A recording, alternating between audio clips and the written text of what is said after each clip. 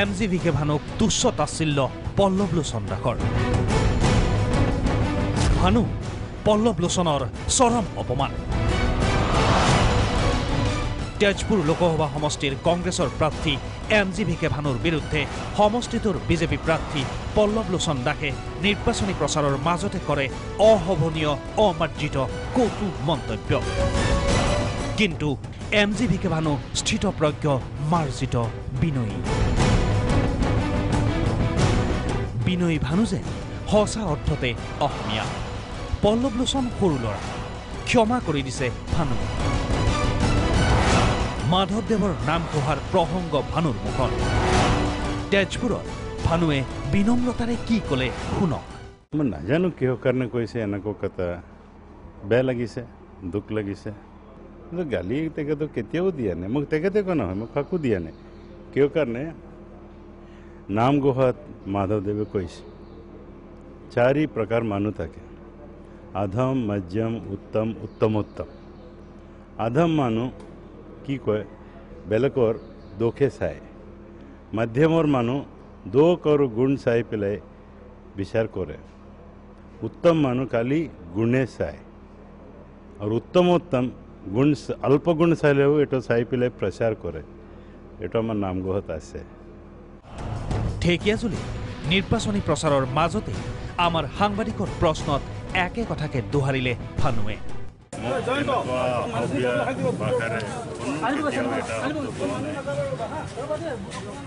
অসমীয়া সংস্কৃতিত মই যিমান কিয় কাৰণে অৱসৰপ্ৰাপ্ত পিছত মই অসমত থাকি যাম বুলি ভাবি লৈছোঁ। কিয় কাৰণে অসমৰ ৰাইজৰ লগত মোৰ ইমান সম্পৰ্ক, গৌৰৱ, প্ৰেম এইটো হৈ গৈছে। অসমৰ সংস্কৃতি, অসমীয়া সংস্কৃতি এনেকুৱা অসমীয়া ভাষা প্ৰয়োজন নাই। বেছিকৈ বেছি কিবা বেয়া পালে কি কয়, মই বেয়া পাইছোঁ বুলি, মই বেয়া পাইছোঁ বুলি ক'লে এইটোৱে ডাঙৰ গালি। মানে এনেকুৱা মই অসমৰ কোনো গাঁৱত কোনো অসমীয়া মানুহ তেনেকুৱা কথা মই শুনা নাই। কি অসমত মানে এটা ভেলিউ ছিষ্টেম আছিলে, ৰাজনীতিত এটা পদ্ধতি আছিল। কিন্তু এদিন পূৰ্বে পল্লৱ লোচনে ভানুক কৈছিল বুঢ়া গৰু বুলি। শুনক পল্লৱে কি কৈছিল। অৱসৰৰ মিনিংটো আপোনালোকে বুজি পাই চাগে। তো তেওঁ অৱসৰপ্ৰাপ্ত বিষয়া মানে কি মিনিং, ইয়াৰ অৰ্থটো কি বুজায়? অৱসৰ মানে তেওঁ অৱসৰ ল'ব লাগে আৰু আমি ডেকা ল'ৰাবিলাকে দায়িত্ব পালন কৰিব লাগে।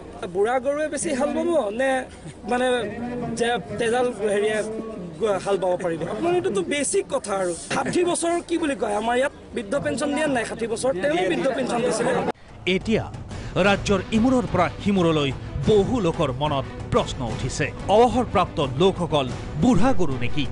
বহুতেই ক'ব খোজে ল'ৰামতীয়া পল্লৱে হয়তো নাজানে গৰু আৰু মানুহৰ পাৰ্থক্য।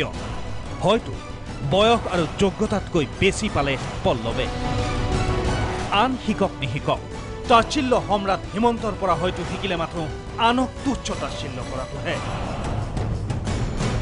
বহুতৰ মতে পল্লৱে আৰু এটা কথা মনত ৰখা উচিত, MGVK ভানু এগৰাকী প্ৰাক্তন IAS বিষয়া।